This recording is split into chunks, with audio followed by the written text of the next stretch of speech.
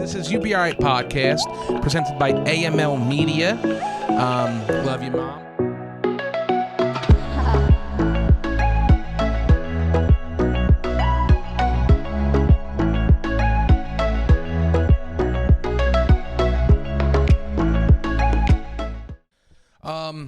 Ask that question again. That's a good start off point, and I'm starting to get hungry. So the question I saw on Twitter, I don't know who posted it, but it was, it's because the Phillies have dollar dog night tonight. Do all stadiums do that? I feel like that's not just a Philly thing. I want to think it's just the Citizens Bank But Park. people turn out just for dollar dog night. 20 minutes before the game, the lines were fucking massive. And you can just be like 20 dogs, $20. Can you? Yeah. I thought you had to keep going back. But anyway, the question was, if you could choose a dollar night, would it be dollar tenders, chicken tenders, dollar Dippin' Dots, or dollar empanadas? I originally said tendies because a dollar, it can't just be one tender because I'm thinking $3 for 3 tendies is not that great of a deal. And it's probably not going to be the greatest tender. But unless you can just let me grab whatever sauces I want. Well, definitely, if you're going to do tenders, it has to be sauces free. Otherwise, you're getting crazy. But I still say the empanada. But you're turning me there. Yeah. Just a simple beef and cheese empanada. Yep. How many of those do you think you could put away? 2. If it's a good empanada, they're they're like that. Hot Pocket-ish size. Yeah. And it's also fried, so yeah, because I'm thinking if this is like a ballpark situation, it's gonna be frozen. Yeah, no, I'm gonna show up a little tuned up. So as soon as I get there, I'm gonna want 1 or 2. Oh, throughout a whole game, I could eat 4 probably. I watched this challenge of a guy. It's called the 9 for 9 for 9, and it's you got to drink 1 beer and eat 1 hot dog every inning of a baseball game. And now with the pitch clock, it's becoming like a real challenge. Yeah, that's a problem. That's a fun challenge. It used to not be a problem at Yeah. all. The 9 dogs is the beers with the dogs though. That is filling. By the 5th inning, you're gonna be like, oh shit. With the buns. He didn't. The guy I watched did not complete it. He got 8.5 hot dogs and maybe the 9 beers. Even down. without the pitch clock, that's harder than you think. Well, I still have. When I was 18. I can pull that off, but the older I'm getting, you don't pound beers like that either anymore. It's not even the pounding the beers, but I can't eat. My eyes are getting too, which is good. God stepping in, going I gotta help out of here a little bit. 9 dogs. I don't care how fat you are. That's a lot. Even a 600-pound lifer. I used to, you know what? I've never even been at a huge, crazy eater. Yeah. As far as because I do get when I get full, I'm The problem is I used to be a picker. I would get full, and then an hour later. That's how we all got. That's how our whole family got fat. And that because we leave the leftovers on the stove for a while. Hey. And then even when it was the cold mac and cheese, taking a hunk of that. Yeah, because Mom would be finish it up so I don't have to put it away. That, and she would she was working late, so sometimes we always made more food than we needed. Everything she cooked that was good, she cooked more than was necessary. When you guys made pea soup the other day, it was a normal person amount. For basically 2 of us for 2 servings. Yeah, it was 4 servings. We would have pea soup for a week. Yeah, I would eat that shit. Which also, shout out Rachel, the pea soup was excellent. Yeah, good job, especially for the first time attempting it. And because of the amount of ham we had left over, it was a nice meaty pea soup.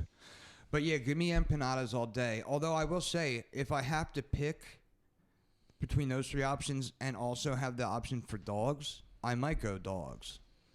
I'm thinking that at a ballpark, that just seems so right. They're easy to eat. Now, what about if it was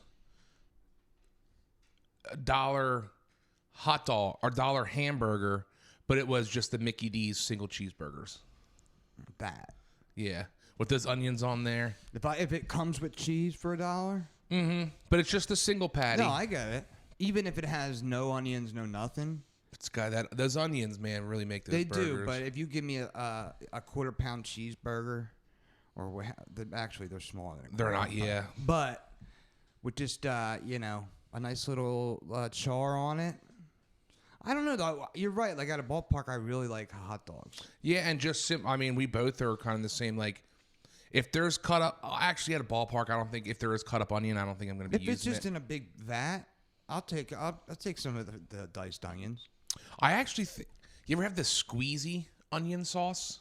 No, Yeah, I've seen. I think like sometimes 7-Elevens will have it. Like it's like you know, almost pureed onion. yeah, because it's it's ketchup, mustard, and then it'll be the puree onion. You ever see that on a dog? I'll go Get for it. Yeah, because it's not sweet like relish. It's just well, I was gonna pureed say onion. it's basically the same texture as relish, but onions. Yeah, pretty much.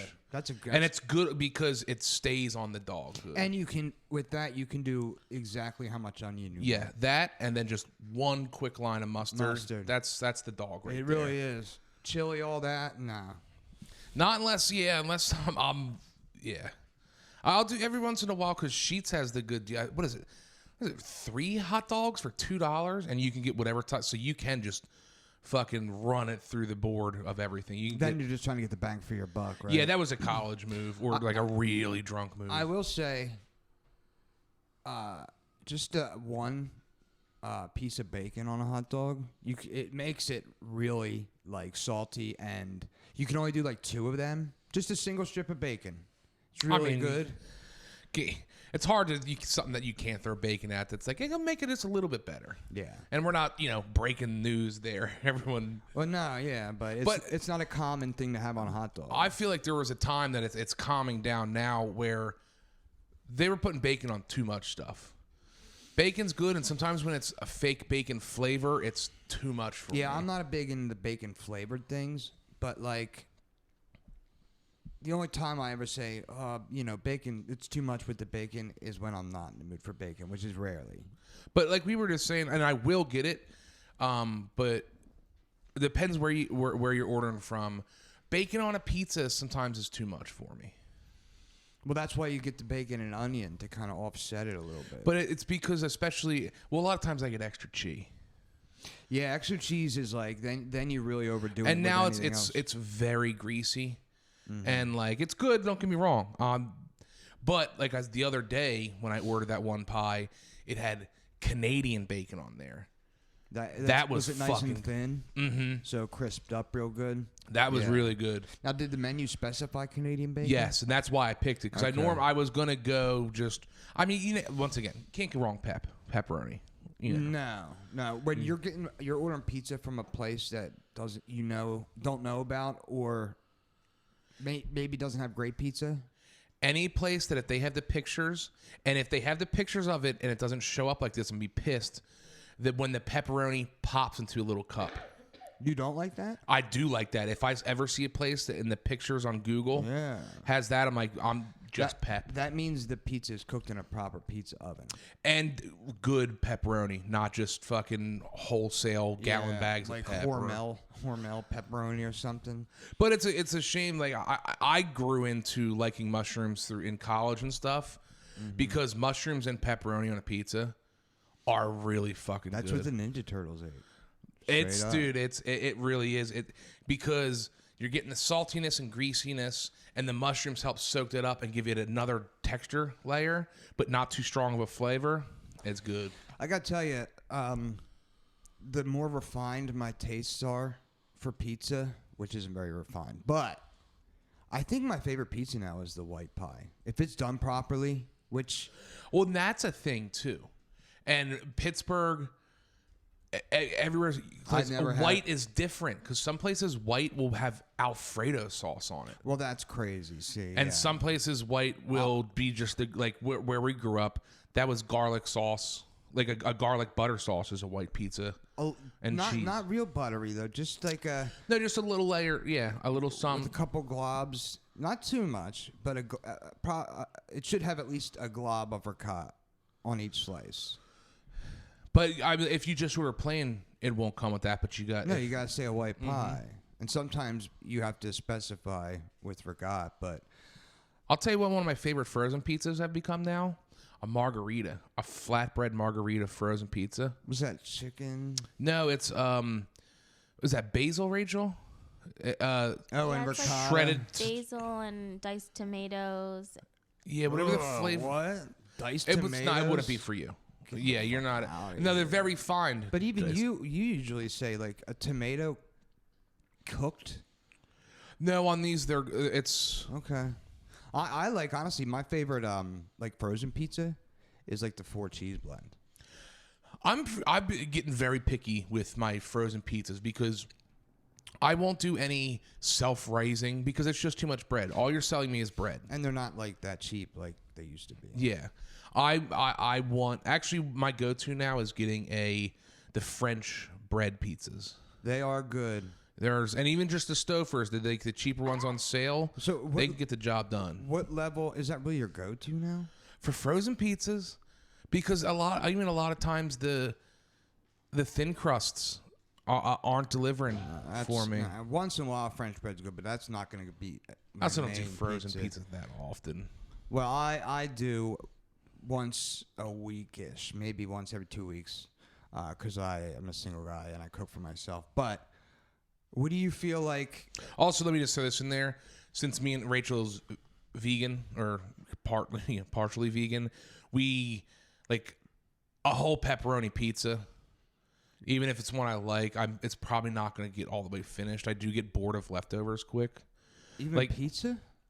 I'll eat like 2 cold, but usually there's like a 1 or 2 that just kind of get dried out. Okay. So the French bread's a good option because It's more of a single serving. 1 is good, but like after bowling, if I'm hungry and has some sauce in me, 2, and I'm like, I feel good going to bed, soaking it up a little bit. What do you think, like, if you're talking like a gold standard of a frozen pizza versus the bronze medal? Where do you rate the Red Baron on that? The Red Baron, the full size, like, frozen you know what? pizza. I couldn't even. I can't even recall a Red Baron full pizza, to be honest with you. In the frozen section? Yeah, no, because the Red Baron French bread is not. They don't always have them. Because it's not the self-rising one. It's like an actual. Okay, well, If I see it, I'll check it out. Why is that? Was that going to be your gold standard? That's what I go to because, like, DiGiorno, it's too doughy sometimes. Yeah. And if you don't have, like, the right, like, the heating stone that we used to have, like... That heat and stone made a difference. It for really sure. I want to get me one of those. But then I feel like it's incentivizing me to make more frozen pizza. So, but the Red Baron is a nice thin crust, not like a crispy crust, but you know what I mean, a regular style pizza. I feel like it's in the silver. I'll change it up. I can't say I have like a lockdown one. I'll a lot of times do different ones. Right. Just by the look of it and the price, because you know. But yeah, I don't do the giornos. I don't mess with the like the experiments like croissant crust and things like that. I know it's not going to be. That might be good. That sounds kind of good. I'm not a big croissant fan, but I mean there is one out there that by the picture looks good, but I just know it's going to be a sweeter dough than I like. I like a little sweet. Just the simple Tombstone one, the flatbread Tombstone. I think to me like Tombstone's right there with Red Baron in terms of your. That is, I'm not gonna ever be upset with it. Exactly, it's gonna deliver what you want out of. I know what I'm getting. It's my Subway. I'm not gonna be blown away, but I know exactly what it's gonna taste like and what it's gonna do to me. And honestly, in Pittsburgh, I feel like Subway. At least you know the bread's gonna be what it is everywhere. Yeah. So, but it's weird. Since I have not ordered a sandwich like anywhere since I moved up. The only thing worth is to go to DeBella's around us, or there is that one place that's we'll go there. You can get a good New York style, kind of a harder bread, East Carson Deli. We've talked about before. That's going to be. Okay. That's what I'm going to make you get the Balboa. You're not usually an Italian. I like Italian. It's just it is strong. Yeah, this one is good because they're also good portions, not too big or anything. They're going for quality. Do you like red roasted peppers? Yeah, as long as they're not real wet, not on a sandwich. They do a good job, and then they also do the oil and vinegar, of like course, a perfect. And I think they might use a sharp cheddar on there too, okay. real thin. Okay. Which so we'll have to, and they fuck good sesame bread. I'm a provolone guy on an Italian, but if it's a sharp cheddar, I think if we go this one, it's called the Balboa. I think I'd be like just order it outright. It's they got it down pretty good. yeah. So I mean, we're in Cleveland for the Hall of Fame roundabout, and we tried to find, and we even asked our Uber driver, like, what's the signature dish in Cleveland, and what did he say? Well, when He we said that corned beef that we had seen like, online. damn dog, corned beef. see, I do like a corned beef. I like corned beef too, but like, But I don't think it's. You're not gonna blow my pants. I feel like I can get the same corned beef. that's my somewhere else. point. If you're saying like your regional city staple is something you can get anywhere, What did what I told you that Cincinnati's thing is chili on angel hair pasta. You didn't like. You were like, get the fuck out of here. I was like, dude, that's like kind of their thing. Spaghetti. A spaghetti. Yeah, it's not angel hair. Spaghetti. Rachel's like, don't disrespect angel hair. That's my favorite. Yeah, so that was disappointing. I don't know what I was hoping for. And then when we looked up the other thing, it was a restaurant that like they just put pierogies on a lot of things, which Again, us being pierogies you can get anywhere. well, and especially in Pittsburgh, it's got a huge German and Polish population, so I can get just as good there. So yeah, there was nothing here. So like- we ended up getting tacos, which was good. Yeah, it Tacos was- are always good, but like, Yeah, and actually, there's one of those. It's not a chain. They got a couple, but now there's one in Pittsburgh now, right? Yeah. was it Barrios or something? Yeah, Barrios. Yeah. So like, I guess we're like kind of spoiled, being from Philly. Like, Well, and we like to try to like. I mean, that's one thing. If I'm gonna go somewhere, I gotta. What's your thing? well, yeah. Like when I went to Chicago, of course I got the deep dish from the one famous. But the real thing is that beef, the the dipped- fucking dip beef or whatever that is. Yeah. Chicago, you're good on that one. Yeah, you called it the French dip the other day, and it's not a French No, dip. it's a- I know it's a roast. It's basically a roast beef sandwich dipped in banging It's ass Italian gravy. beef. Italian beef. That's it. No, it's Italian dip, isn't it? I'm pretty sure it's Italian In beef. Chicago, it's an Italian beef sandwich. Okay, yeah. I never But yeah, been- just that fancy au jus and you get the peppers and the onions on there. That's a good. Now you got to eat it right away. That's not a take it home sandwich. That's a mess, which I'm surprised you even attempted to eat. When I was seeing it, and I was like, "That's going in me," Because I love an roast Italian beef? an Italian dip, like once you get Arby's with the cup of jus, That's a French dip. French dip. Yeah. It's kind of the same. Yeah, but it's not an all jus sauce. The French would be like Well, mad and I right think now. the Italian beef, we didn't get like a separate cup that we dipped into, right? No, it they was dip just the whole. on there. Yeah, they just dip the whole sandwich in real quick. Yeah. Yeah, and all jus like a real thin, like it's not gravy-ish at all. And this is But damn, I the wanna- bread is like hard enough too, where It's still edible. it's got after being the, dipped. it's a good. Plus, they just flash dip it, right? Mm-hmm. They don't fucking. And just where we went, at least, it was high quality beef. Like it was, you could see them in the back, like pulling it apart. It's not just some fucking something out of a freezer. So, I mean, since you just mentioned it, what did you think of the deep dish pizza? Just quickly, because I've never had a Chicago. We style. got one way too big. It's good. I don't consider it a pizza. It's tasty as shit, heavy as shit. You ain't doing nothing afterwards. You'd rather It have was a good. New York style, East Coast yes. style pizza. Okay, Rachel, what did you think? I've had it before. I like it, but yeah, you can't plan to do anything after. It's not in the same. It's like its own meal. Mm-hmm. Like if I want Yeah. pizza, I'm never gonna get. It Deep looks almost dish. like a pizza casserole.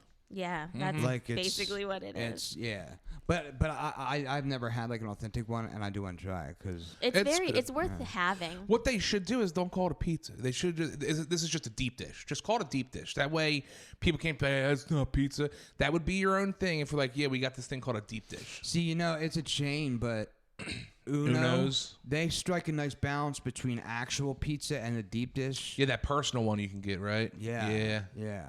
Uno's underrated. Like we used to go to Uno, not a lot. Well, we had but- that one right by. There's not a lot of them. Remember Bertucci's?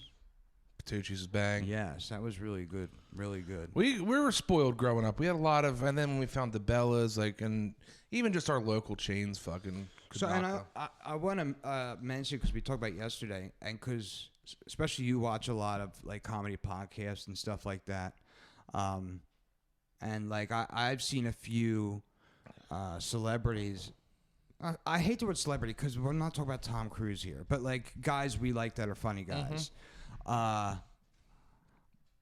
Say that taking leftovers home from a restaurant is a trash person piece. You can call me trash, and we do not claim to not be trash.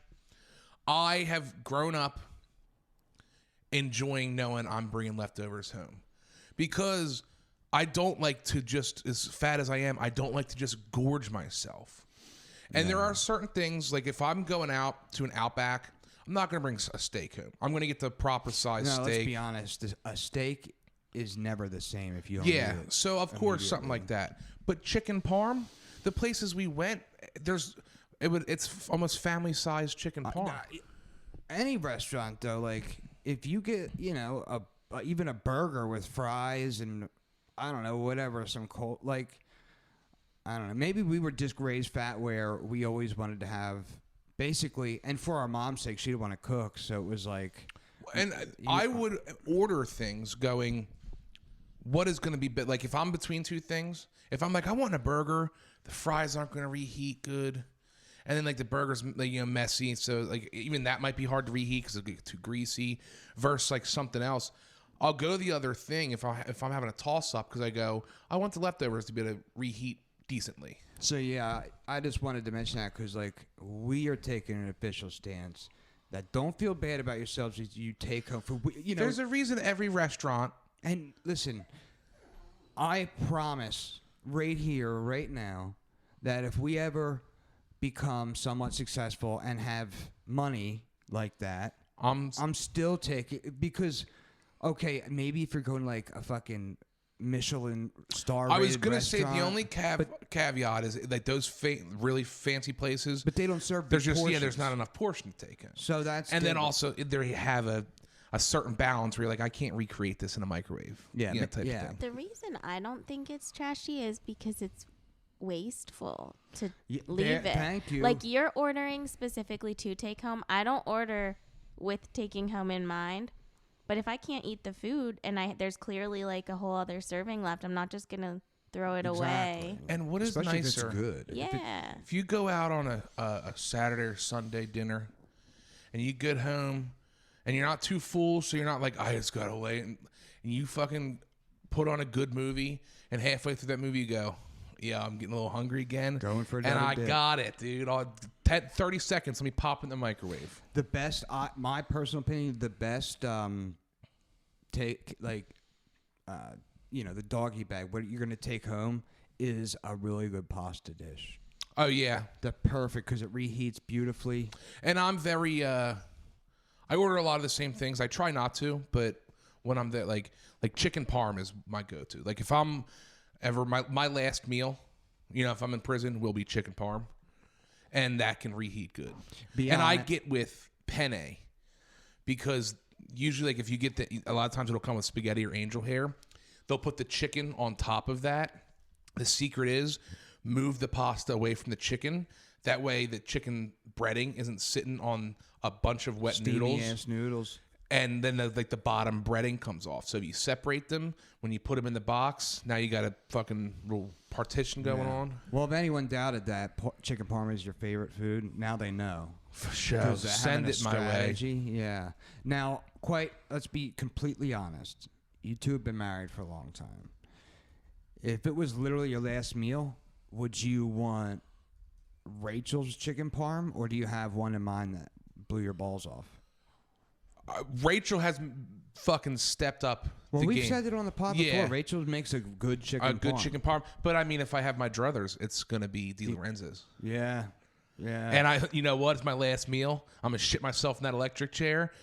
I'm eating all 7 pounds of that chicken. Yeah. I'll make myself sick, throw up, and still have another pound of chicken to eat. Shout out to Di Lorenzo's in Fairless Hills, right outside of Philadelphia. And I would want the salad first too with it, even though it's my last meal. The house salad, the house family salad. style, yeah. And maybe I will just pick out all the cheese bits. When we would get that as a family, there was a rule. You can't just get all the cheese bits. The fresh mozzarella. The fresh mozzarella and stuff. You got to take scoops. Yeah. Jason Kelsey just did a podcast where they did his last meal. But it was like 10 different things. But he actually sat and ate it. It was like French toast. I'm sure he can house food. Yeah. He's an active athlete, so he's burning Part of his last meal was a D'Alessandro's cheesesteak. That's a hard See, now you're throwing in my ball. Damn, a cheesesteak. I get a couple last meals, right? Do I get like a week of them? He went classy too. He had no. This was one sit down. Now it was like I said. I think it was close to 10 different things. But like he even had his mom. Apparently, the Kelsey mom makes delicious dinner rolls, which it's hard for me to really imagine. Homemade dinner rolls are. If she's fucking from scratch and can throw it down, I'm not even a roll guy, but I'm gonna eat ones then. Any bread made from scratch. Well, let's do delicious. Let's do. Where are we at on time? We got time. We're good. 25. I know we have time. I don't know when we want to do this. I think we should do like your top. If you could have 3 items, and a dessert to finish, what your last meal would be. I'll throw it down right now with some confidence. Just like that. I have now that you said it. Yeah, and it's gonna be weird, and it's not gonna be but I'm going. I don't know the place yet, but I'm going to get a chicken cheesesteak with Cheese Whiz. Hold on, time out. That's going to be my appy. You've been in the mood for that lately, though. I know, but even when I would go home, I would go that over the normal cheesesteak every time. No, you didn't. I'm a witness to the fact that when you would come home, you would get a regular cheesesteak. Now, listen. You're right. I have been in the mood for that. So if this is your last ever cheesesteak, you're going. No, chicken? you know what? Because I'm going to get chicken parm is going to be my entree. Okay. I just want a couple bites of a good cheesesteak. I don't need the end pieces that are dry. I want those fresh bites, and it's going to be just 4, and that's going to be my appetizer. It's going to be wasteful. Well, it's fine. It's your last meal. Yeah. But just to put it on record, if you have a good cheesesteak, the end pieces are good because the bread's fucking delicious. That, and they did a good proport. They weren't slapping it on. And let's for the sake of the discussion, let's just toss out how much room you have in your stomach to eat. Yeah. Yeah. And I'm not gonna be able to tell you where I'm gonna get it from because I'm not sure. But it might be like it's not gonna be Steve's. I love Steve's Princess Steak, but I'm gonna want the chopped up.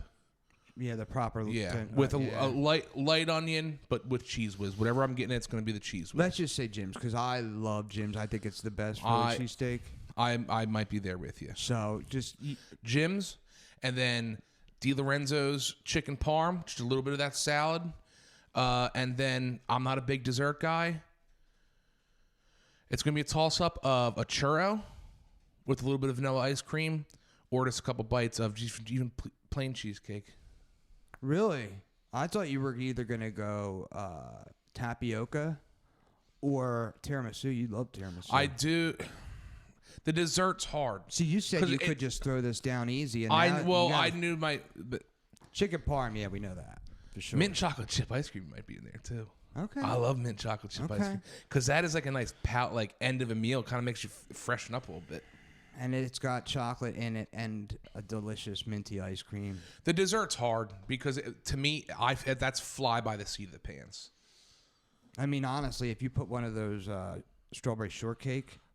Motherfuckers is good. Little Debbie's. Yeah, they're good. All right, well, what you got? Well, you only picked 2 things, not 3. I was saying a dessert is the 4th. That's like your finish. Okay. So you get a 3rd item. Okay, so stomach issue. That's not. This is gonna be a weird one, and maybe it is because I've been craving it. A leftover meatloaf sandwich, like home style of mom's, and Dad can throw down a meatloaf too. Yeah. A nice hunk of that on white bread with a bunch of mayo and salt and pepper, and a 1 piece of cheese. That was my favorite lunch. Okay. That when we would have meatloaf, I would refrain myself from being too fat. 'Cause I'm like, I want there to be leftovers for my lunch tomorrow. And it's better when it cools down. It kind of gets firmer. Because sometimes a meatloaf fresh out of the oven, it's kind of like not falling apart, but you know what I mean. And I mean, with the way Mom would do it, put the bacon on top of it so that it cooks through it. Mm-hmm. But you can't eat it cold. It's make it at 8 o'clock, 7 o'clock in the morning, whatever time you go to high school. And then You just leave it. just room leave it in the brown temperature. bag. So it's a tiny, tiny, tiny bit cold in the center, but it's basically room temperature. And with it's A lot of mayo. Got to go a lot of when mayo. it's wrapped in aluminum foil specifically, it really warms up slowly and nicely. That's, because I'm thinking at last minute, like that would be my lunch. You know what I mean? Like We should have done that. We should have done a breakfast, a lunch, a dinner. breakfast cream chip beef. Yeah. Okay. Can't go wrong. Yeah, I love eggs, but cream chip beef is, I think, my favorite breakfast for sure. Okay. It's not that easy though to narrow down options, No. except for chicken parm. Yeah, because a lot of people are gonna go steak, but like I like a good steak, but that's not, I've had it so much. We were big meat eaters, so chicken parm was a we're going out specialty. Even the best steak you could serve me, nah. I want something that hits me in the feels too. All right, so last day on Earth, what's your breakfast? You're not a big breakfast guy, but like, yeah, man, I love breakfast. well, you only eat like, well, I don't usually eat breakfast often. Yeah. But I'm a guy who will go like to a diner for a dinner time and get breakfast sometimes. But it's a simple. It's a sausage gravy Biscuit? on a good butter biscuit. Definitely. That's the easiest one. And just that? No, like cheesy scrambled eggs? Because when I imagine that, I think want that's cheating though. To add all the fixins. Because I would love it. Bacon and cheese and onion omelet too. See, when I'm thinking sausage gravy biscuits, I'm picturing super ass cheesy scrambled eggs next to it. Good, not super done. Like when they do them well, where they're still nice, moist but not wet, and mad cheesy. Right next to that, it's just an image. Honestly, like because of the creaminess and heaviness of the sausage gravy. I don't think the cheesy scrambled eggs sounds like a good compliment. I think just a perfectly done hash brown. And again, I want a lot of sausage gravy. Hash brown or like shredded potatoes. Yeah, like Denny's style shredded potato. I'm not a big fan of the cubed. I'll eat them obviously, but any place that has shredded potato, whatever it is, that's 1,000 times better than the cubed potatoes. And we're just assuming like everything's cooked to my liking, the crispiness. What's your beverage? I'm sure you're gonna have a coffee. Oh yeah, breakfast coffee. That's a no-brainer. And just water. Not even water. You know how much I drink coffee. Let's drink the coffee. So that's my breakfast. I'd have to throw orange juice in with mine. I was thinking that too, but just to stay consistent, it would be coffee. Now lunch, I'm not gonna say lunch because I only have two more choices here, and dinner and lunch are kind of interchangeable. So and you all filled up on the sausage gravy. That takes a while to digest. Right, I'm gonna need at least till like 4 o'clock. I'm gonna need a little nap. Yeah. I'm do a little baiting and take a nap. I think, like, honestly, if this is my last meal, I'm going to Di Lorenzo's too, but I'm getting the cheesesteak pizza. Cheesesteak pizza. It's a beautiful option. It's perfect every time. No sauce, just that nice cheese blend with little hunks, not hunks, but like it's basically American cheese singles, like ripped apart. It looks like a little kid pizza, but it is a banger. It's really like, dude, Di Lorenzo sponsor us, dude. Send us frozen pizzas and we will. Yeah. God, and that pizza is good, hot, cold, room temperature. 2 days later, you can do some different dipping you styles. Dip it in ketchup, and I don't even like ketchup. Yeah, I'll sometimes put a little hot sauce on there too to change the. It is hitting the good. Well, they got good crust there. That's number one. It's a good pizza, everyone. Yeah, every pizza besides the grilled chicken, Dad. The crust is good. So you're hitting pizza, cheesesteak, and something else special. Yeah, it's a three-pronged system. Right. Yeah, because obviously a cheesesteak is one of my favorite things ever. But now I know what your drink's gonna be. Cream soda or the red soda from Caesars. I wouldn't have thought of that, but yeah, give me that. I was honestly gonna say, like, for my drink, just something, because I'm thinking like this is my last meal. Give me the thing that I love. If it's your last meal, I was thinking like a Diet Pepsi. your last meal, I'd say, Steven, why don't you get you a double scotch on the rocks or Yeah, something? yeah. Give me a fucking yeah. Get you one last thing. Yeah, if My last drink is a bottle of vodka Yeah. and a lot of ginger beer. If I was definitely dying the next day. What the fuck's the point? That. So let me think. And we're smoking a lot of cigarettes, tons of ciggies. That's yeah. But that's prison itself. Yeah. But now that you said that, that's a really interesting question because, like, if this is my last drink, and I'm assuming I can get shitty, Yeah. as many as I want, but I have to make one choice. That's really tough. I haven't had a drink in so long, but like I always love. And you don't even crave like. Nah, I'm way past that. Maybe you just do some beers, drinking some I was thinking like I really always loved Heineken, Labatt. Labatt, maybe just a fucking 12er of little red stripe bottles. Hop Devil was always my shit, but I don't want to get drunk too fast. But it would definitely be a beer, definitely. So and then for my dinner, I'm having a really tough time with this one. Cause like I fucking love soups. Chili is like I love fucking chili. Yeah, and you're not a good. It would be. You'd have to go a Mexican. There's something. Yeah, maybe the chicken flautas at Cancun. They're delicious. Don't ask me to describe exactly what a flauta is, but Mexican delicious. it's a Mexican. And just order it, dish. and you're gonna like Yeah, it. It's lightly. It would be fried. hard for you. I would be like, if you're going out, I'm like, Steven, you got to go Mexican. What are you doing? Mm-hmm. You're like, no, but I'm feeling Italian. But I'm like, no, stick to your soul. Yeah, because I'm torn between what my favorite go-to like Mexican food, or is it like, do I want something my mama used to cook that I loved? Because she didn't like cooking Mexican food because there's too many sides and it's a mess. Yeah, it's the cleaning of it. It's too many pots and pans. And stuff. Taco night from her was a problem, but then I got her hooked on the Mexican Goya rice. And I got her into it a little bit more. But you're right, man. I do have to go some type of Mexican. I mean, shit, it sounds crazy, but Tim Dillon will back me up on this. It might be a nice spread from Taco Bell.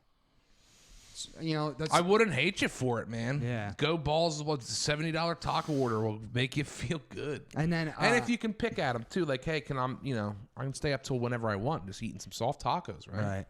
But yeah, definitely Mexican on as much sour cream as you can fucking handle. Cheesy Fiesta potatoes. Obviously, I want rice and beans. I want refried beans on my tacos or whatever. Maybe just like my dream taco spread. What about just like a banging high class taco bar?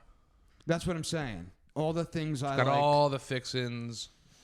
You can just keep going up there. You want a hard shell this time, soft shell. Yeah. Oh shit, there'll be a guy there like, you want a quesadilla? We have basically chalupa shells. We could fry that up for you real quick. But yeah, that's because I'm really getting a lot of my favorite ingredients in one place. And a Baja Blast? Why not? The Baja Blast. Yeah, because now that you mention it, like if we're picking drinks too, I'm a real basic liquids guy. Like ice water. I could have a bunch of ice cubes. But I was gonna say ice cubes. That doesn't count as a thing. And it's good. It's the Sonic ice cubes. Those ones that are you can chew up immediately. But for me, the hardest thing is desserts. I almost thought about switching my entree out for a second dessert because It's funny. Are you a big breakfast sweets guy? No, French toast I find is overrated. I love waffles. A good waffle. That's But if I'm not wanting like something. the big waffles with like the waffle maker. Like honestly, like Eggo waffles. See, like a continental breakfast, I stay away from those powdered eggs. Usually is what they are. They give me crazy gas. I want to eat them, but I'll usually do a bagel and cream cheese. And even if they have the fake bacon, put that fake bacon on the bagel's good. And I'll make, because you can only make a whole one, but only eat a corner Oh, the big waffle. of the waffle. Yeah, I mean, I like those, but when I think waffle, the first thing I think of is an Eggo waffle. Yeah. Maybe blueberries. Blueberry waffles are fucking. The ones that are the cinnamon toast. The little four Eggos. squares. Yeah, little four squares. The cinnamon ones. Yeah, yeah. And I'm not a sweets guy, but those things, we have those in the house. Have you ever had a toaster strudel? Oh, yeah. Like the Pop-Tart? Not Pop-Tart. That kid I grew up with Nick that we were talking about with all the toys. That was every day. that's like every breakfast was there. Joey, Aunt Dot, shout out. They used to have them all the time, and like, Aunt Dot, send us some toaster strudels. Yeah. My dad ate toaster strudels every day when I was growing up, but he would never eat the icing. What? And So you- he and would she he would would just- give me the icing, and I Such a would suck it out of the. how come you The didn't packet. have a Bro, kid? she grew up, her breakfast was ramen noodles and or toaster strudel with double frosting. Yeah, we didn't get breakfast that much. Or like, I was a little bit, because was mom, nah, she wasn't the bus when you were in high school, but actually mom, she made me breakfast most days. And a lot of times it was just toast with a piece of cheese on there. that's not. Yeah, I got. But she's waking up making it, and because I never wanted to eat, but it did make a difference. And Yeah. she would be like, just at least take a couple bites and some mutts, some milk. I did drink milk in the morning, even though I'd poop 3 hours later. Bad. No one on the planet knows what mutz is, but that's a family. That's a little Bordy family secret. Okay, it's milk. Dessert. That's hard for you. I want to just say, cheesecake, because even on my birthday, like, I want cheesecake. For the people out there that are afraid to try it or don't know what it is, tapioca pudding. It's gonna change your life. Cozy Shack. It's so fucking good, dude. It's Cozy Shack is a good place to start. There's other good tapioca puddings, but the most ready and accessible, Cozy Shack. And if you have a little cinnamon, But dude, I could do a whole episode on sweets. And, yeah. So just I mean, cheesecake, because I mean that's gonna that's. yeah, I'm just trying to think of like the only thing that even comes close to a cheesecake is like fucking really good chocolate chip cookies, or like like soft hot. Or Cookies a are cannoli. so far. Cannolis A are perfect cannoli. good ones because there's crap cannolis. A good Italian bakery cannoli. But yeah, I could go on for days with the sweets, man. Rachel, do you have a list? Yeah, I was going back and forth on if I would want to make a statement and make them get me vegan food. Well, no, this is your Or, last meal. Like, so am I in jail though? Like, You're getting the electric chair tomorrow. No, we're getting fucking Di Lorenzo, so it's not a jail. but I last do. meal. I would be just as happy with the vegan food than Well, you with the can. regular God, food. if that's what if you want to leave the planet going, I still try doing good. That's what I'm saying. Do I That's- want to do that? And 'cause let's put it this way. You're not gonna like have to deal with the repercussions of your stomach hurting and stuff because your last meal and you're dying. But soon. it's your list. So Yeah. make it yours. So You do my you, vegan girl. list is a vegan egg sandwich with fresh bread from the one place downtown that I hate driving to. Okay. Fresh bread's important. Delicious. Good bread. And then an order of vegan cheesy bread from Blaze Pizza. That shit's good. Never, it's so never good. had I can sign I off could eat on an entire order of it it. Okay. in like 10 minutes. Yeah. Okay. It's And happened. then like a really good pad thai or pad see if they couldn't find that, then I would eat ramen. If you I was know. gonna say I'm waiting on this list. Just You some know. simple ramen. Well, dude. that's Yeah. that's what I'm saying. It's these are the things that like hit you somewhere else but your stomach and mouth. Like ramen, you grew up loving ramen, so Yeah, that and literally just buttered noodles with like vegan butter. Hey, simple not girl. even a little garlic on the butter noodles. Nutritional yeast I would put on it. She loves that nutritional yeast. I love it. Okay. But if I was going to go off the rails though, I would get a really delicious fried egg sandwich on like a homemade biscuit, fettuccine alfredo, my mom's tuna casserole, But it's your list. and then that's it. Lucky 7 breakfast sandwich, man. That could go in my delicious What meat are fried you egg going with? sandwich. If Pork you're roll. doing meat, that's your last. What would you do if you're doing meat? I wouldn't need to, but if I had to do meat, I would do sausage. Okay. See, I'm going bacon, so we're all different on that. That, What, on and that that's one of Kaiser those roll? things, yeah. Because that Kaiser roll, God, Lucky 7. Although the biscuit, you don't like a biscuit breakfast sandwich. No, That yeah. is a really close. A nice buttery, crispy, flaky biscuit. Damn, that sounds good. But I got to throw in there just considerations. Talk. I'm starting to get hungry. The Wawa honey turkey sandwich. That honey turkey they the got. hoagie, The hoagie. foot long.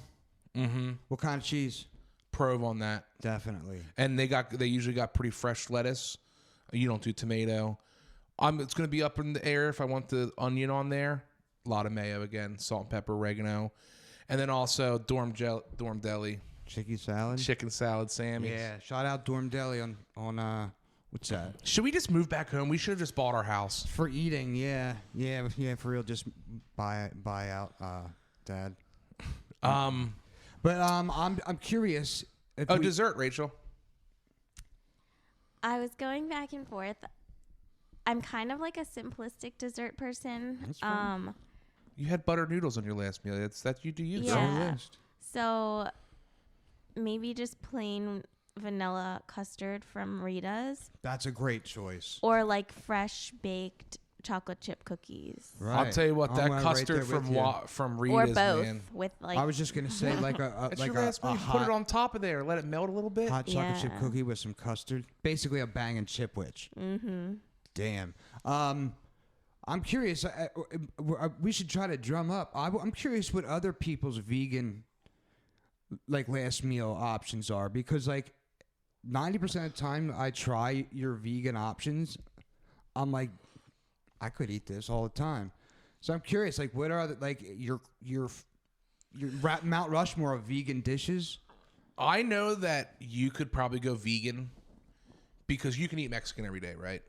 Definitely. The fake ground beef with the seasoning on there, you cannot tell. You can tell. Dude. It's close. It tastes good, but when you Because when you put that taco seasoning on there, the texture is the same. or just bean dishes, bean. I love beans. dishes. That's what I mean. Like, if Definitely. you were like, you know, a health scare happening, you know, something, I'd like, dude, go vegan and just fucking always just have fresh salt, you know, your favorites. Yeah. Ingredients, and you could do vegan. I could do it easier than you could, because, like, you know, I like a steak or like cheeseburger, but like a lot of my favorite things, meat's optional. It wasn't steaks and shit I was missing. It was fucking cold cuts.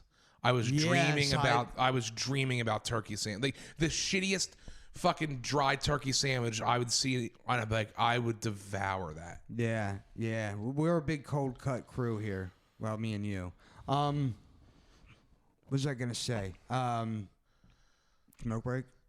Before that, so I have a quick question, smoke break, and then we'll actually talk about the museums real quick and stuff. Yeah. We're gonna do the first half of the podcast second. So yeah, we'll get into that. Will you eat the hot dog shot out of the gun? Fuck yeah. Actually, I'm more excited. Everybody's Sometimes like, they're yeah. better, I swear, because the fucking bread gets sweated down. Is it like wrapped up in something? It's wrapped up good, and Yeah. usually it's it's not just naked hot dog. the times I've gotten it, it's wrapped up in aluminum, and then it'll have like a packet of ketchup and a packet of mustard wrapped in cellophane. Yeah. Do people not eat those? I eat them. Yeah, I don't know why I have anybody getting a wouldn't. little.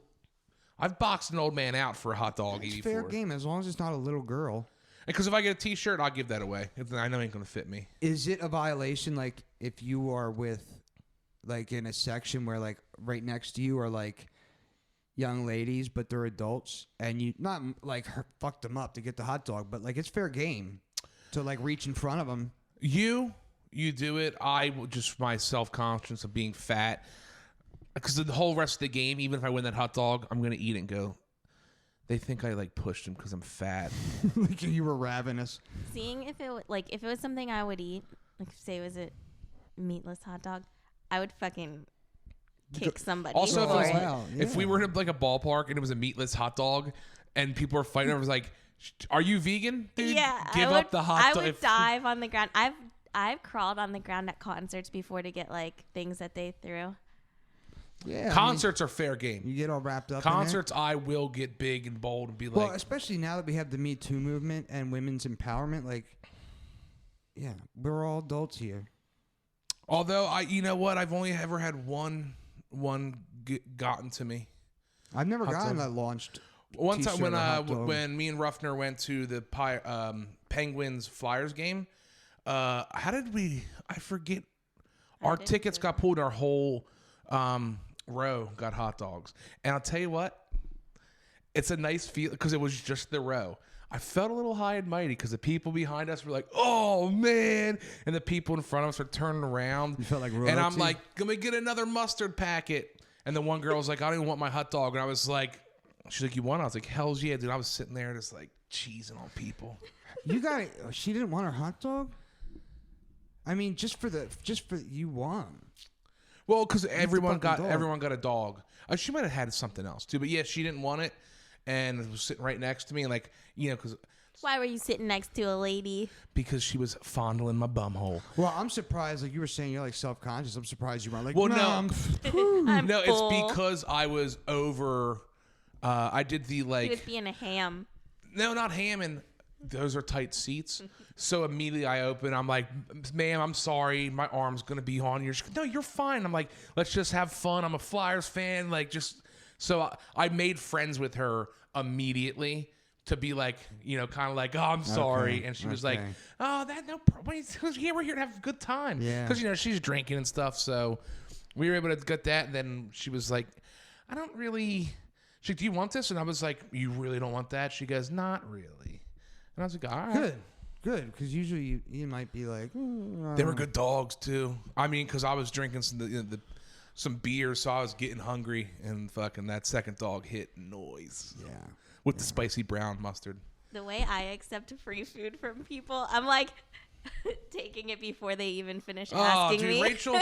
No, it's people we I know. thought you get skeeved out real easy with other people's until stuff. I'm hungry or drunk. Yeah. Two shots in her, and she was like, "Can I have a cheese stick?" And already grabbing it. The biggest one. Check out our bonus segment, Smoke Break, only on Patreon.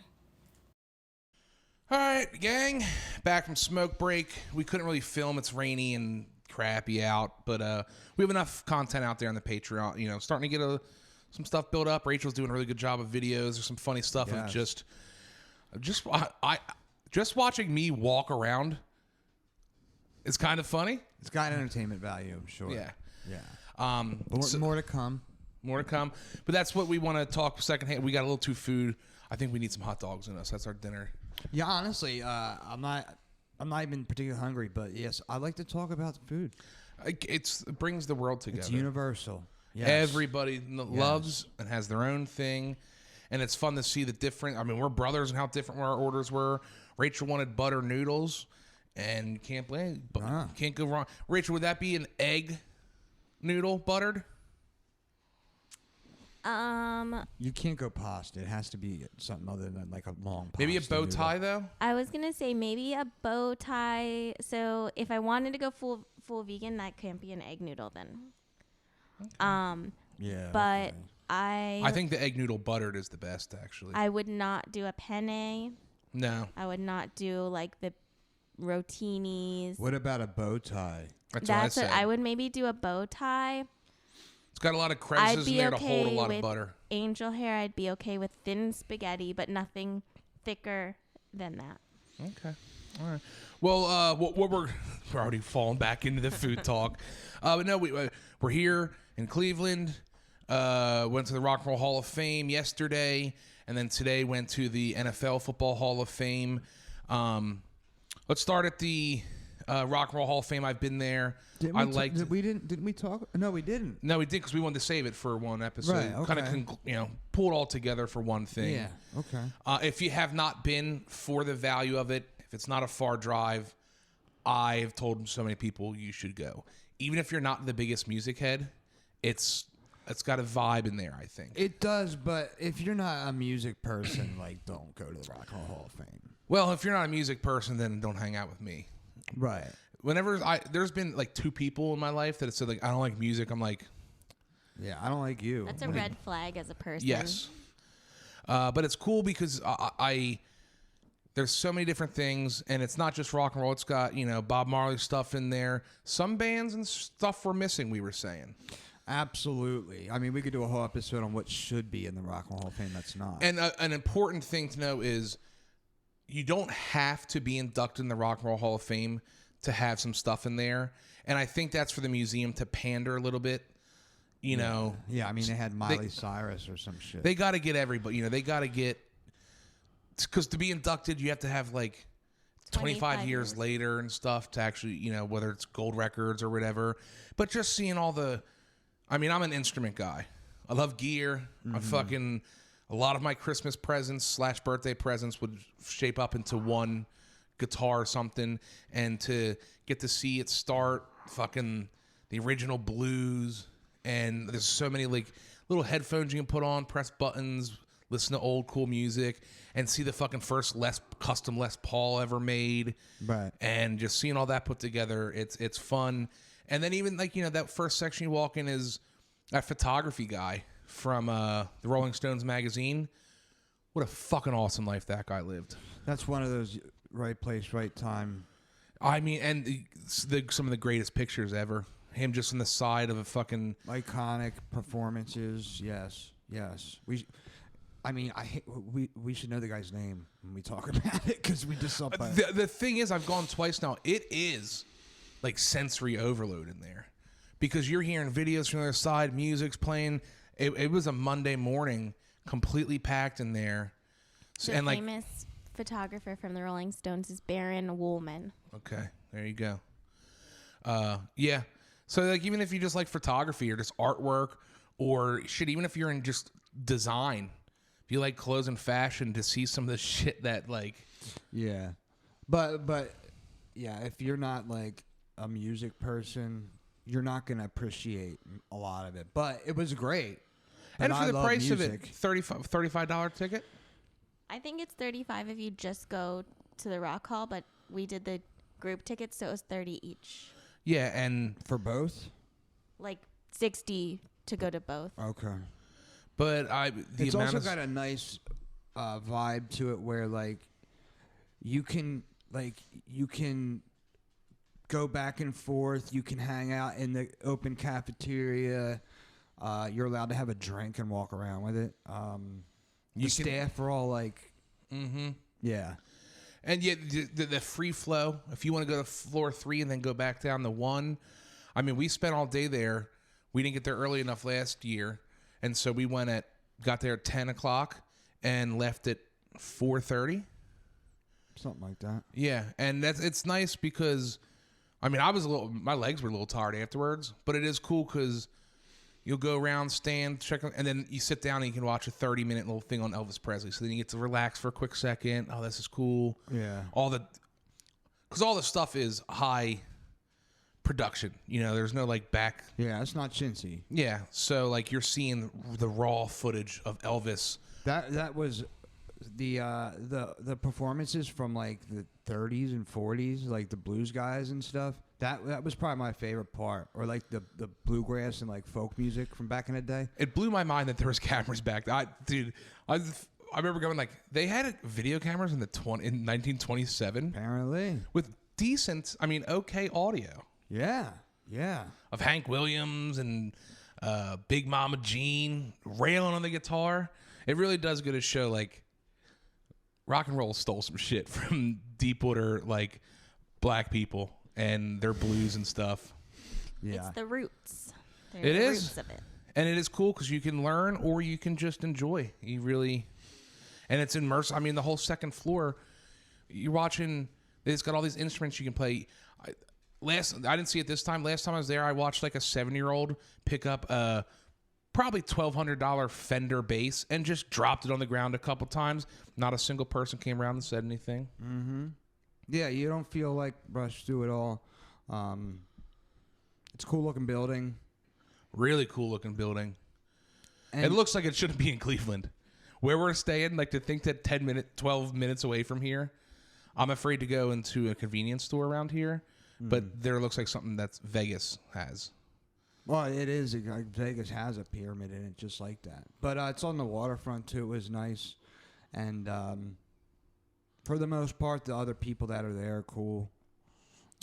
Especially on like a Monday morning, because it was just like an older crowd. It was funny seeing like a 60-year-old lady, maybe even older. She was in kind of like her Megadeth? A walker. Yeah, she had it was Iron Maiden, an Iron Maiden leather custom vest. Yeah. No, and I complimented her on it. Yeah. And she was psyched when I complimented her on it. And you tried to give Go Birds pound to another old lady, and she got scared. She wasn't sure how to react, but she said, "Oh yeah."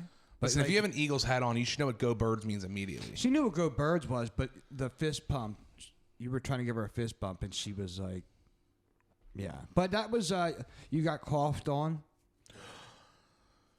Yeah, On the dude, back of your neck. got wet from the. I'm not a violent person. Most people know that. I almost pushed an old man as hard as I possibly could into. Well, you didn't even wall. know who did it.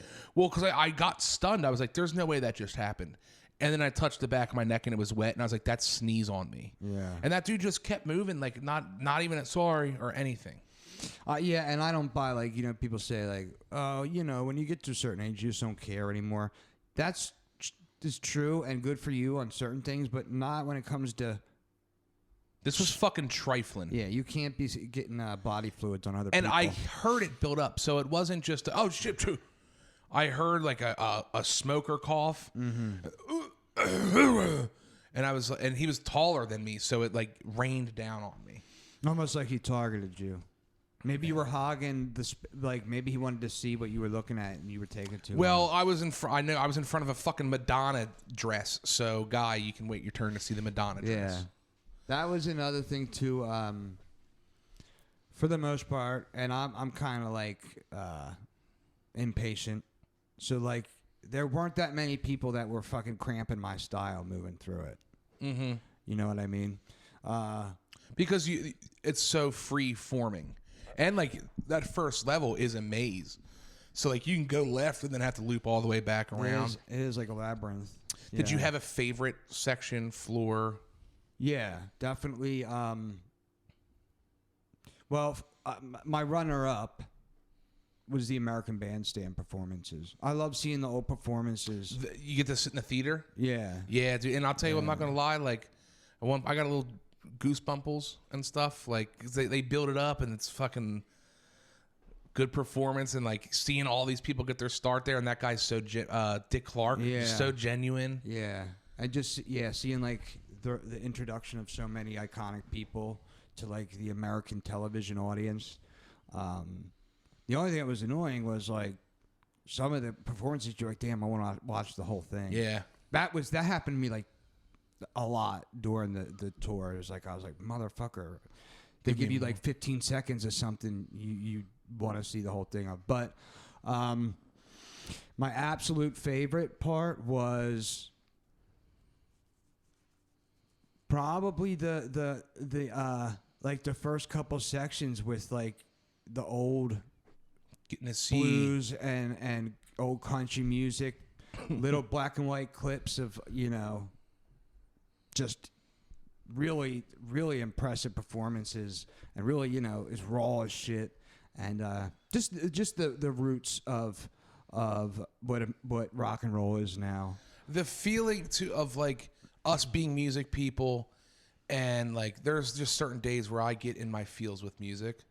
And like then to see the roots of it, and you can see that connect. It's so simplified, like distortion didn't come Pure. Yeah, and like to see like holy shit, like to see that evolution really is like it's something that only humans have been able to do. Yeah, and I don't like to be like hyperbolic. I try not to be, but like the one thing I pointed out to you yesterday was like the difference between famous musicians from say 90s and before, just in the way they handle themselves and did interviews and stuff, and just like the in your face like culture of music now that's very like it's too big for their own bridges, and just the whole production of everything is over the top. Like Rihanna's Super Bowl performance this year, it was cool, but like if somebody that was on American Bandstand in the 80s would see that, they'd be like, this is pornography.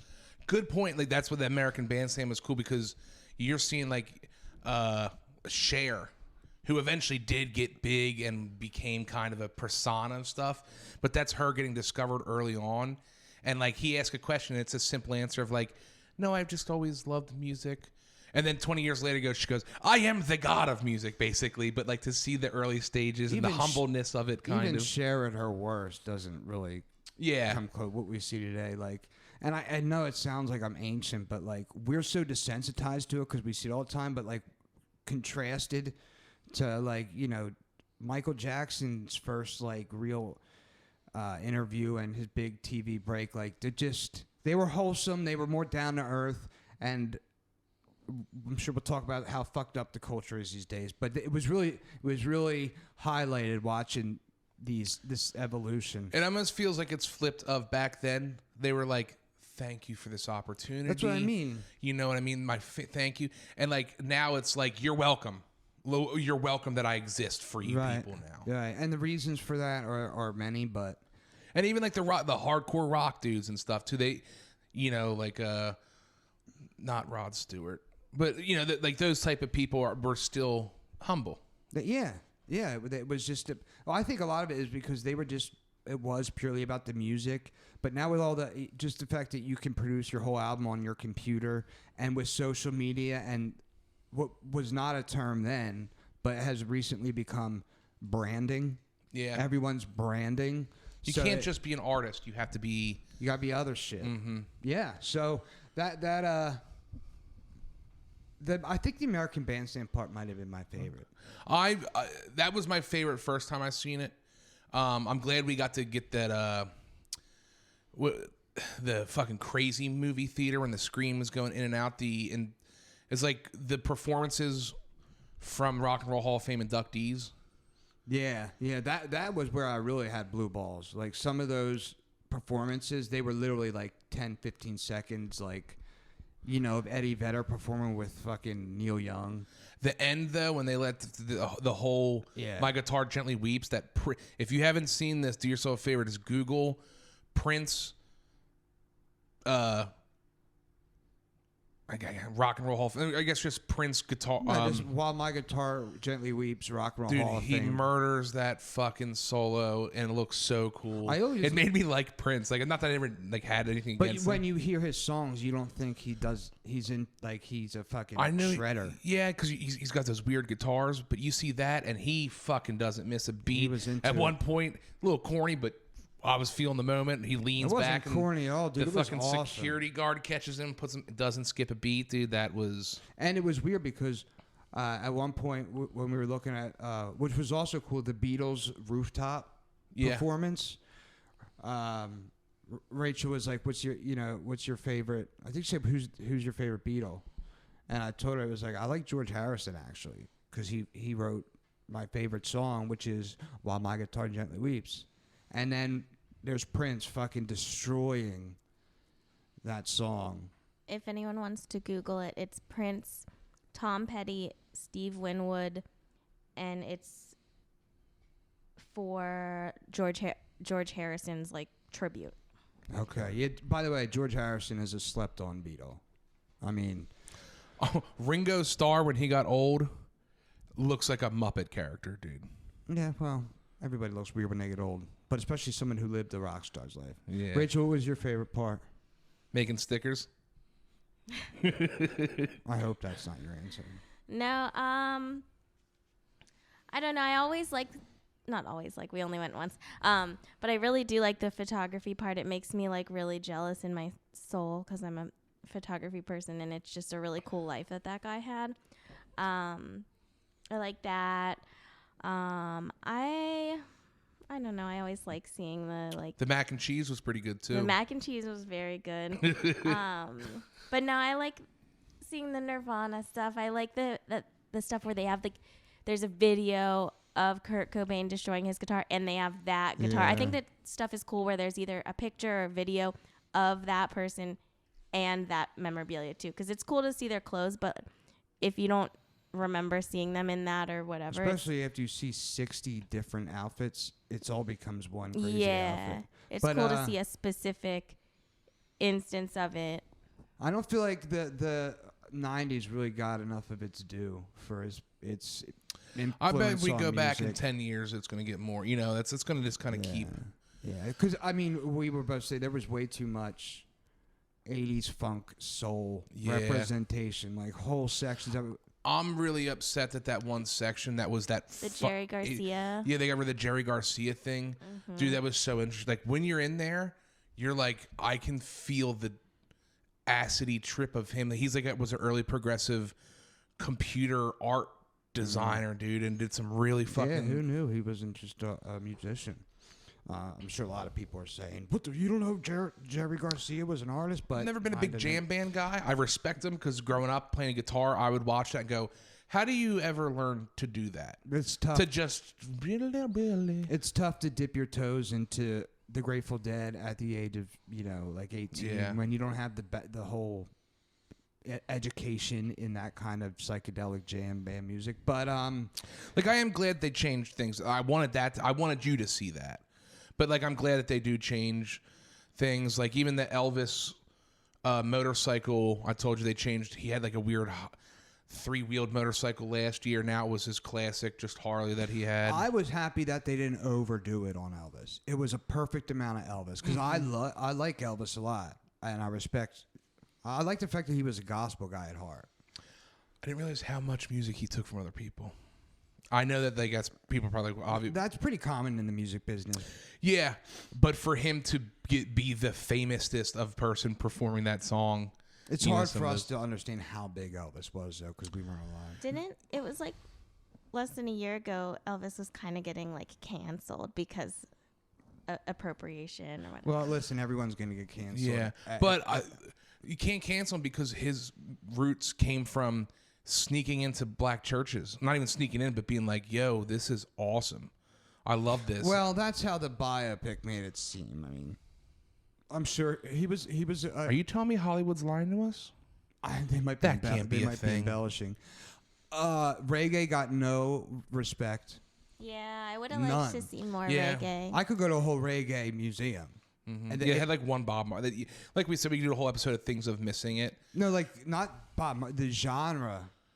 That's what I mean. Like the only thing missing. was a Bob Marley hat. Bob Marley hat, and that really like stuck in my craw a little bit because I expected there to be, as much funk music, but I guess it's an American thing. But they covered London and whatnot. But we'll get to the NFL Hall of Fame, but let's give it like out of a 10 rating, an honest 8.6. Okay. Was it better the first? Well, it's always better. Obviously, better the first time. I will say, you know what? I would have probably given because I didn't get to do the. I didn't get to watch the one movie theater thing last time. It was closed, so that was cool. How the screens opened up and they fucking pumped the bass in there. My bumhole was rocking in there, and it was good. You're right, blue balled you a little bit. But I see they're trying to turn and burn. Oh, I did wish, and I look maybe I didn't look good enough, but give me a 2-hour DVD of that extended. They didn't have one in the I was looking for that, and I was looking for like if there was a 2-hour American Bandstand, I probably would buy those DVDs. So give me a couple real quick, just your standout like cons. We gave all the pros, which there are more, but was there any aside from certain stuff missing, which it's hard to curate that place? That's an impressive job. That would be a fucking awesome job being a curator. I'm sure a team of 100 people doing it, and just how many? There's probably what 2,000 guitars in there. Was it, but was there anything that you were taken aback by? I wish the videos were longer. I wish some of the videos were more spaced out because you'd be watching one and maybe my autism or something kicked in and I was like, no, it's loud. It's a loud place. We wanted to do some content for you guys like there, but with the mics would have been picking up just all kinds of background. I think since we've been to like the NFL Hall of Fame, like it would have been cool just if they like had like posters of like the size of Jimi Hendrix's hands, kind of a little bit more interactive type of things you could do, like just plenty of headphones and stuff to put on, but like that or and I get it because they're just trying to give an introduction, but like the second floor where there's instruments, it was a little and it's for kids probably more, but like I immediately went back and played the drums. Decent, really nice set, but like what they should have back there is this is fucking Neil Peart doing 30 seconds and like kind of let you do like rock band. Yeah, it was more about the groups than it was like certain like legendary musicians. You know what I mean? Anything else? Yeah, let me print out more than 2 stickers because we were really trying to. We were trying to get some advertisement out there. We spent we were just sitting there pounding out stickers for AML Media, You Be Aight podcast. We got a good amount. I mean, I made like 3 different ones. That and The top floor, the Rock and Roll Gods or whatever. Yeah. Give us 6 screens up there. 4's not enough, and they're not long. Like I could have watched Tom Morello. He could have had another 5 minutes, and it would have been entertaining. Fucking Van Halen. Give me another fucking 10 minutes on him. Yeah, I agree. But they have to turn people over, so I look at it like that. But yeah, like Tom Morello, they had a 9-inch nail in the Rock guys. That one was weird. Very weird. I understand Trent Reznor was a big deal. 9-inch nails were really big for a year. When they were doing it, when the song came, I wanna fuck you like, the old guy got up and you looked at me because he got up and fucking, what is this bullshit? When he kinda. sat down, I was waiting for, because I know who 9-inch nails Yeah. were. I knew that was about to happen. Old white man sat down and goes, what's this crap? But it was crap, and that was my heyday. I don't know why Trent Reznor and 9-inch nails were in the. This is the top floor with only 4 highlighted. The fact that they got rid of Keith Richards, and they replaced it with the 9-inch nails guy, and then they did Les Paul. It was a Les Paul video, Which he deserves his due. Yeah, last year was Les Paul, but what was the other video that I replaced thought it was Les Paul this year. No. That's what you said last night. Maybe, or it was different because the last year, because It was somebody who made a guitar out of like 2 different guitars. I thought it no, was. that was Van Halen. No, it wasn't. No. Yes, he takes 2 different pickups, and remember he goes, he hand carved them out. But last year they had I'm telling you, last year they had it was just him about his life of building guitars, nothing to do with his musical or whatever. Because I found it really interesting. Because I was like, I always wanted to make a guitar, and he was like a pioneer of the electric. Regardless, the 2 that were replaced didn't deserve it. Agreed. I didn't think. And also at the Rock and Roll Hall of Fame, you can get alcoholic beverages. Yes, I was able to keep a nice little buzz, and So, I don't drink, but people were enjoying themselves. I'm surprised the NFL. Well, shit, you can't even. Well, we're going to talk about the NFL. Okay. And any one thing, Rachel, that you didn't like or was disappointing? my only con actually would be, which I know we were disappointed that Jerry Garcia was moved, but I think that it would be cool if more of this stuff changed. Like the Pink Floyd wall was cool, but we were there over a year ago and it was there then. Like That'll probably there be there wasn't forever. really a reason, because you can get a membership to go multiple times a year. There wouldn't really be a reason for us to go more than once a year if nothing's changing If out. even once a year, right? Because Yeah. there's not enough turnover. And I could see because that whole Beatles section. That's never going to go, though. But there's But that's an exhibit. yeah, That's that they not call a- that the Beatles because last year was the Beatles Mania thing. Like it got put up just when we got there. Basically, they So have that does change. 5 kind of small little theater things, and it's all Beatles. Like Which I is would, cool, but to keep going back and watching the same exact Right. I can totally see why that whole section's Beatles. You got to give them the credit, but like Led Zeppelin next year. You know what I mean? Like give us some. Definitely. No, you guys pretty much. My biggest thing was there was whole eras of really influential music that were just lightly touched upon. Yeah, because even like Like Sheryl Crow had a whole half a wall, and it was. I'd be interested too to learn a little I bit didn't see more the Pearl about Jam. like the induction process and how the nominees get picked and like why that might not necessarily explain, but that might put some more insight onto like why maybe whole eras are Yeah. kind of neglected. Yeah. It does seem it's pretty like kind of generic, and almost I feel like they want to keep it that way so they can. Yeah. Yeah. Because now I'm just thinking I didn't see one Pearl Jam thing. There was. There was Pearl there was Jam a right little next to bit, Nirvana. Was it okay? But But yeah, with 4 feet for all 3 of my favorite bands, basically. Yeah. Yeah. And then the Misfits have a whole fucking set. Just because they had skulls on their stuff. Look at this cool mask he had, or like Korn, dude. Give me some of fucking or Slipknot's I mask. don't think Korn is Are they old in enough. there?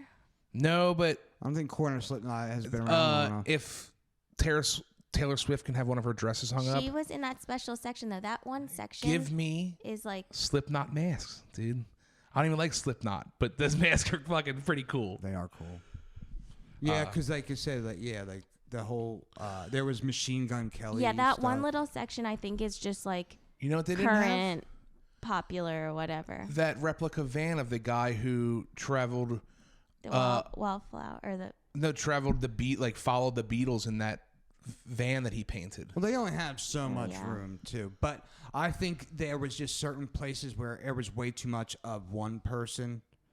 Like I'd like to talk to the person who curates it because I think I could do a really good job at it, and I know enough older music to like keep. And I wonder if it is like, like that van, for instance. It was a replica of the van the guy drove, specifically made for this. There's no way they just fucking. That's in the basement now or something. It's a full fucking van. It So I might be wonder if at they just another move it museum. somewhere. They have to move stuff around. Is there other Rock and Roll Hall of Fames? No, No, but but it there's might other be at- Beatles yeah. related stuff. My only thing I would say is there was like no Neil Young presence, and that really upset me. I was really disappointed by that. And just way too much funk, soul music.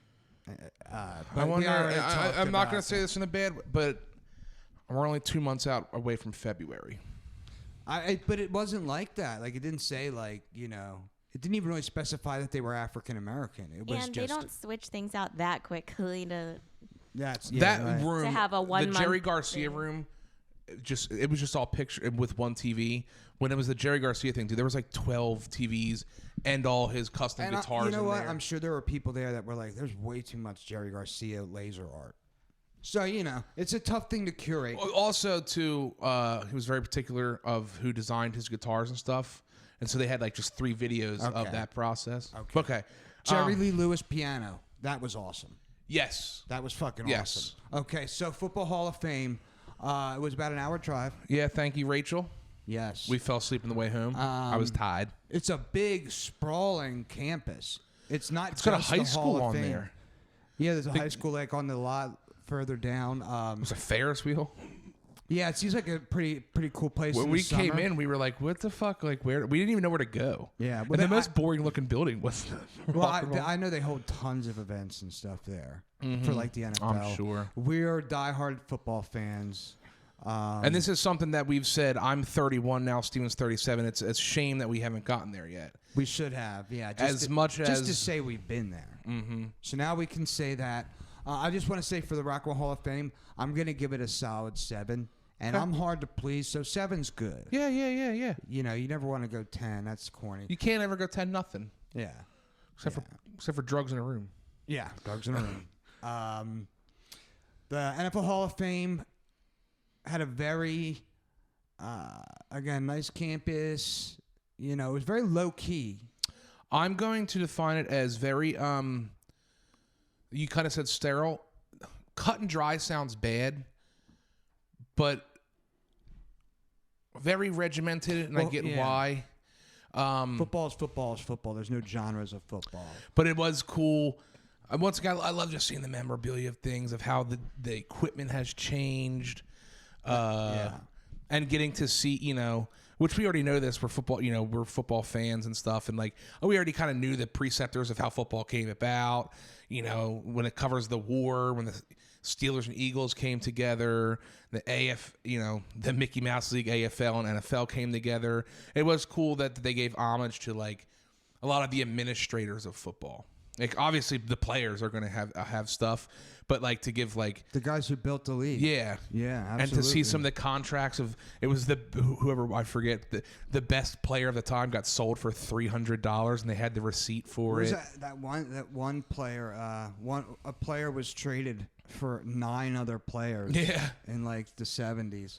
And how many teams there were Tons. that have came and gone, and some of the worst names, some of the names of some of those. This is before the NFL merger. We're going back. But, Yeah, the but beginning. yeah, I mean, shit.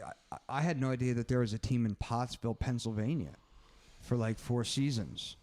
That was cool. There was a fucking damn it! I made myself remember.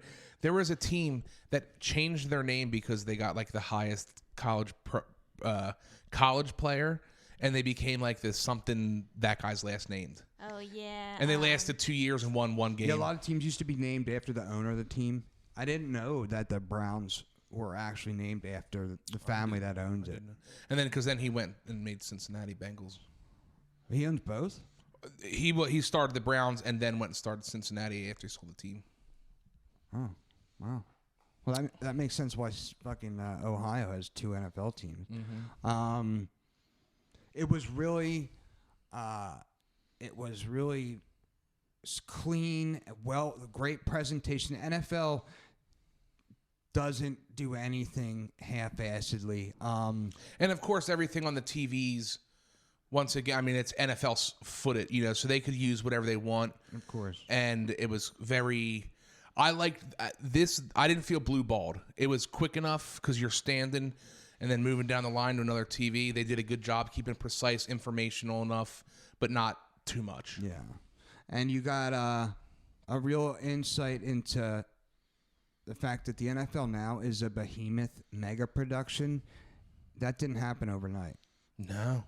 And the evolution of football as a sport, just having the same size fields and same shaped balls, that wasn't always the case. This original ball, that I knew it, but seeing the one that had 4 in a row, it was like fucking just a little bit of elongated fucking volleyball, basically. Mm-hmm. Yeah. And I loved seeing the old playbooks. That was cool. Very cool. Yeah, it was even an insight into Bill Belichick's defensive playbook. That and like Dick Vermeil's fucking, and then seeing like the old before it was the NFL of like the quarterback was basically a fullback. Yeah, there was positions that don't even exist anymore. I felt that the staff there was. Except for the first dude, he was cool. The greeter was cool. The staff was kind of awkward and really weren't. It's not that they weren't interested. Everything there spoke for itself. Yeah. They kind of were pointless. And Rachel was talking to one guy for like 10 minutes. Yeah, he caught me. He was really nice, but he thought I was by myself. So I think he was like.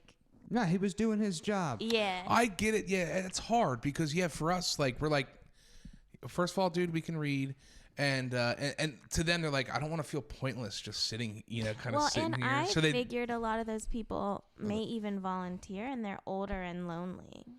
Maybe. Maybe. I kept thinking to myself, like, this would be a boring ass fucking job, and I love football. I felt that the other Hall of Fame goers were more annoying. Yeah, that one couple, they were like we tried to slow up and couldn't get away, and then kind of sped around them, and I'm going to come back to it, and they just kept being around us. Yeah. The other people there were way more annoying, and there was so many worse than the Rock and Hall of Fame. There were weirdos who were taking picture of every single little thing. Did you see that other fat that was there? When we were in the bust room, that was just recording the whole room. The whole thing. He was weird as fuck. Who are you going to show that to? No, I don't know. He was taking pictures of like even the little displays with like a cleat. I took a picture of every Eagles thing. Stuff. Also, I knew he did. I didn't realize that Jim Thorpe was held so high in acclimates. He was like the first star.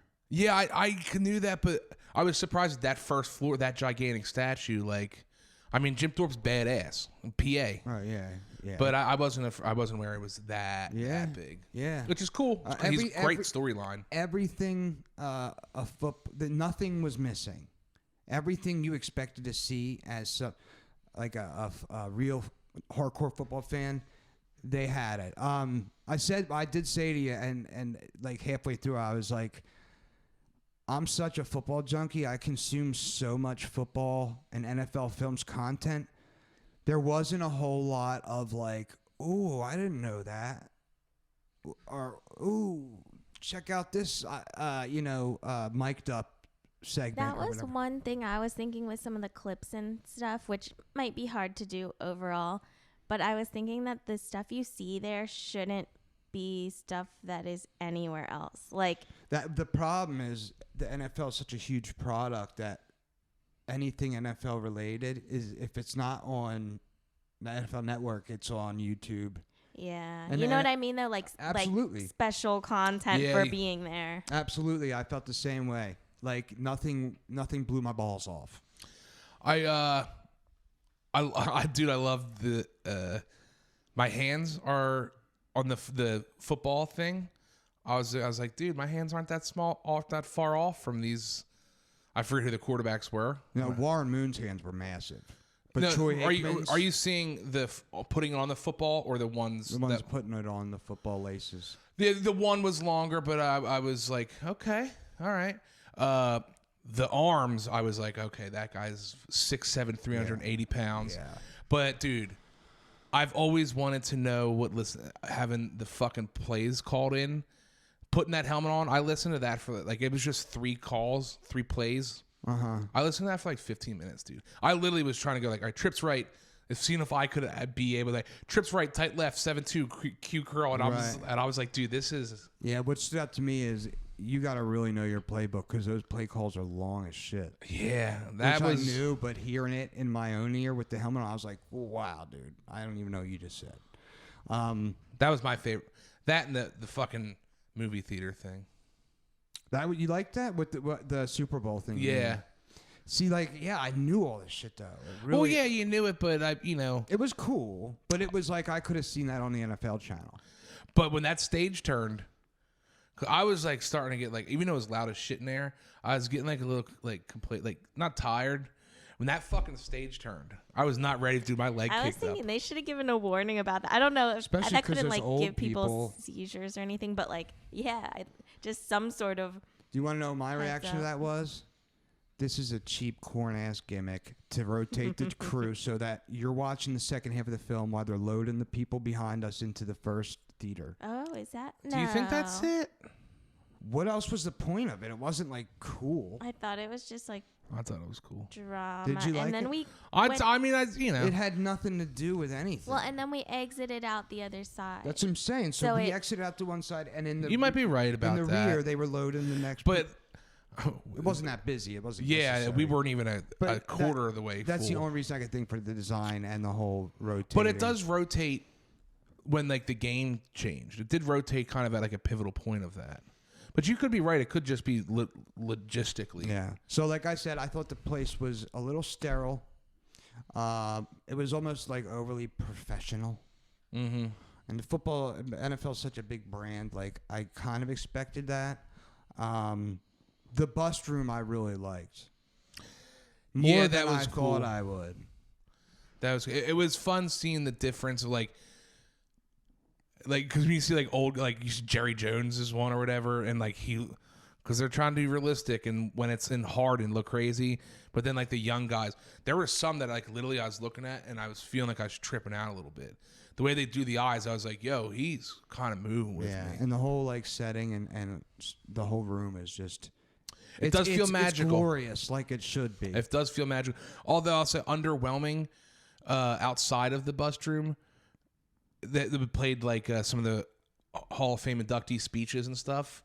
That was a pretty dinky TV It with was just a small 5 chairs. TV, and like because we've seen so many induction speeches, like again, nothing was like, oh my God, I've never seen this. You know what I mean? I knew going into it, my mind wasn't going to be blown.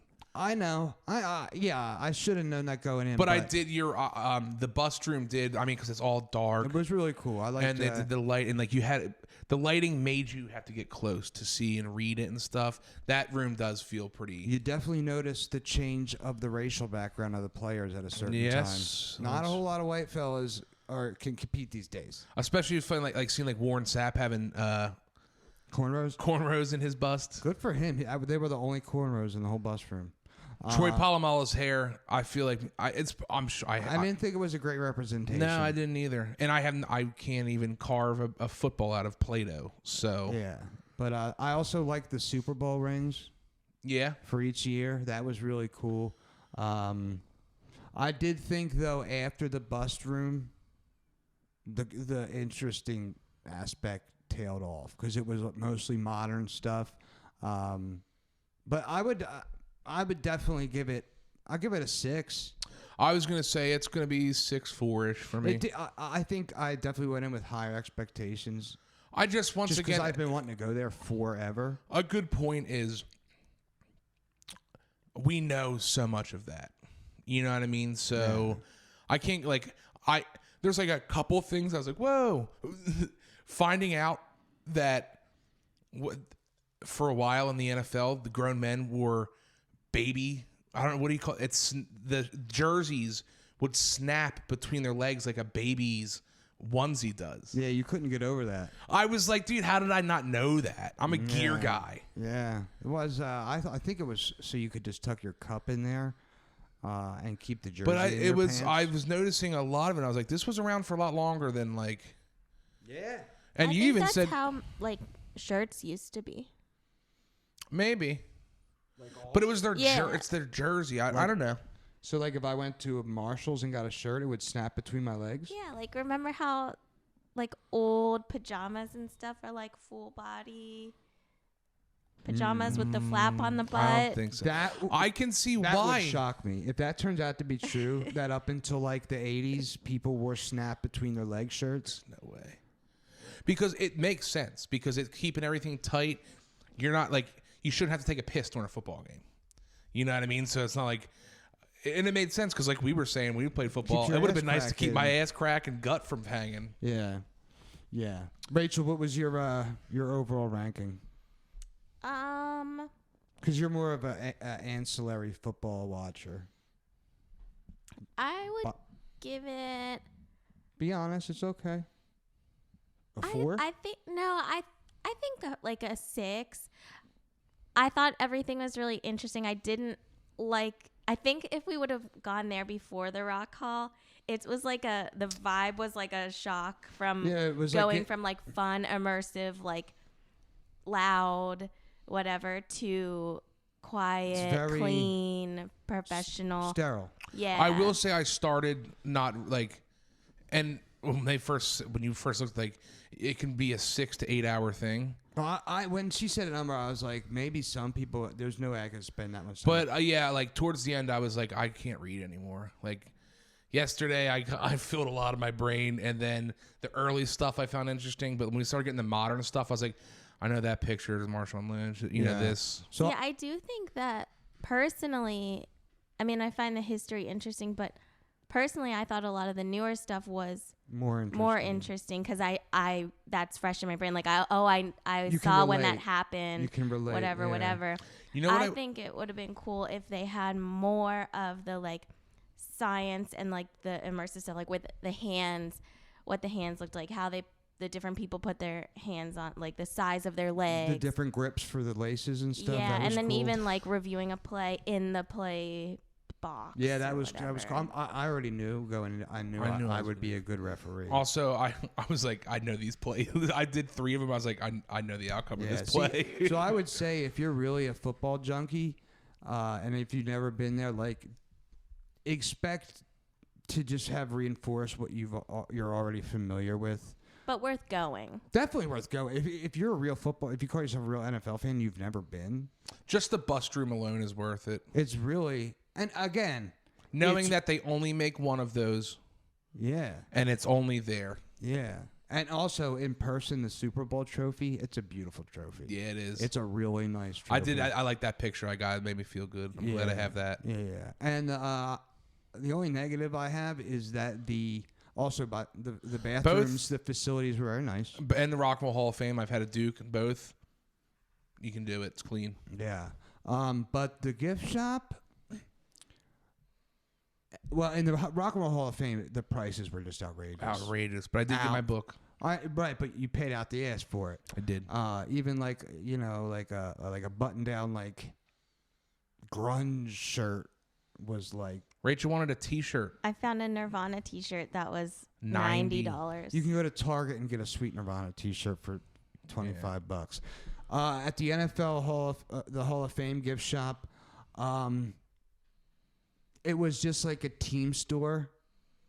You knew, but half of it was Hall of Fame. The only thing you could get replica helmets on Well, behind no, the there was counter. some cool stuff there. like that coffee, the Eagles coffee mug. But like I was just more like the actual Hall of Fame memorabilia wasn't that cool. Yeah, you can get an Amazon that same coffee mug. I can get on Amazon. half the price on and Amazon. compared to like or Ohio teams versus like, you know, they had a lot of Cowboys, a lot of Steelers, a lot of Browns, Bengals. There was a very small Eagles selection. That's always, yeah. And the hats were none of the Eagles hats I wanted to own. I did finally get me a mini Eagles helmet that I've always wanted. That'll go in my little living room thing. Yeah, in your little cabinet. In my little thing. It was $35, so I was like, it's not killing me. But I wanted something. Any NFL related gear you want is licensed to other places. You can get it cheaper. Yeah. But I can say, I was like, got that, and I'm really.